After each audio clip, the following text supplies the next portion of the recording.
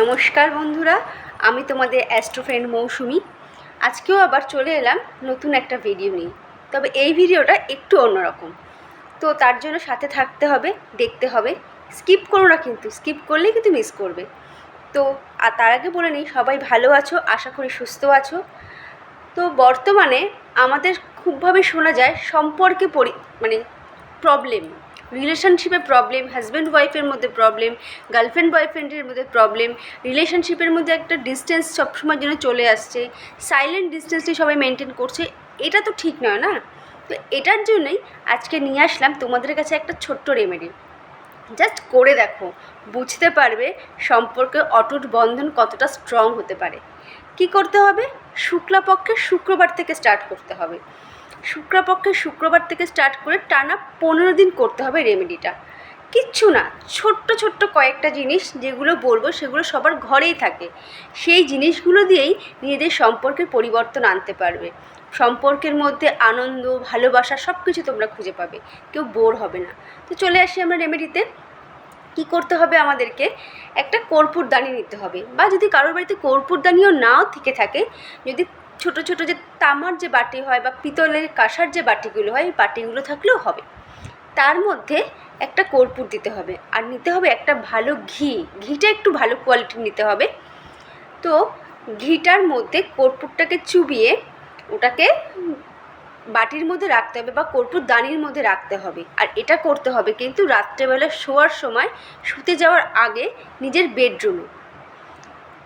রাত্রেবেলা ফ্রেশ হয়ে যাওয়ার পরে নিজের বেডরুমে বসে এই রেমেডিটা করতে হবে।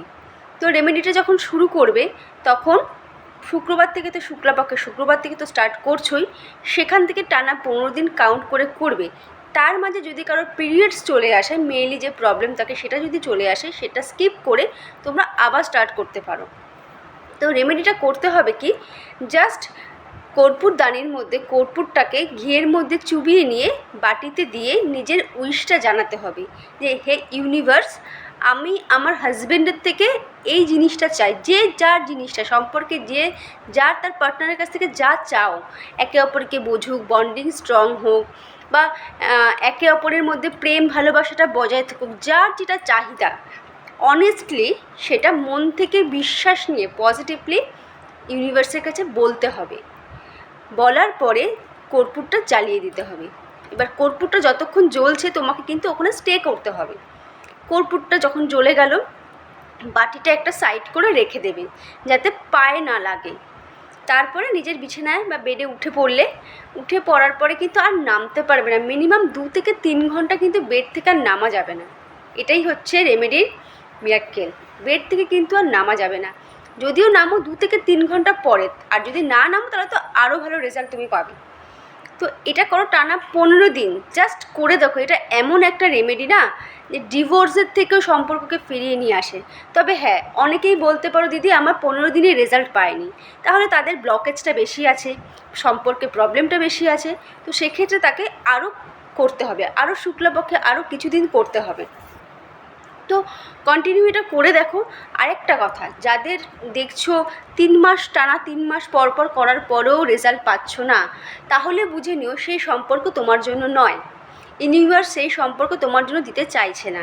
তো সেক্ষেত্রে নিজেকে সরিয়ে নেওয়াই ভালো। তবে হ্যাঁ, যদি সত্যি পজিটিভলি একে অপরকে চেয়ে থাকো, কোনো প্রবলেমের কারণে হোক, লাইফে ব্যস্ততা বেড়ে যাওয়ার কারণে হোক, যদি কোনো কারণে ডিস্টেন্স তৈরি হয়ে থাকে, সম্পর্কের সেই যে জোশ সেটা যদি খুঁজে না পেয়ে থাকো, এই রেমেডিটা করে দেখো।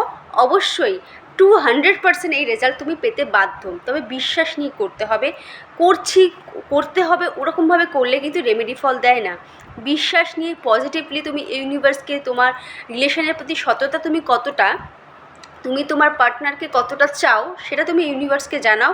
অবভিয়াসলি ইউনিভার্স তোমাকে দিতে বাধ্য। তবে হ্যাঁ, নিজেকে সৎ রাখতে হবে নিজের সম্পর্কের প্রতি। জাস্ট করে দেখো রেমেডিটা, তারপর নিজেরাই আমাকে বলবে, হ্যাঁ দিদি আমি রেজাল্ট পেয়েছি, এই রেমেডি আমাকে অনেক কিছু দিয়েছে। আর আমার এই ছোটো ছোটো রেমেডিগুলো পাওয়ার জন্য আমার এই ইউটিউব চ্যানেলটাকে অবশ্যই সাবস্ক্রাইব করে রাখো। পেজেও তোমরা পেয়ে যাবে অ্যাস্ট্রো সলিউশন মৌসুমি পারিয়াল, পেজটাকেও ফলো করে রাখো। সেখানেও নিত্য নতুন রেমেডি, অনেক রকম কিছু প্রবলেমের সলিউশন আমি নিয়ে আসি। তো আজকের মতো এখানেই। রেমেডিটা অবশ্যই তোমরা করো, আর সবাই কিন্তু কমেন্টে জানাতে ভুলো না যে রেমেডিটা করে কেমন লাগলো।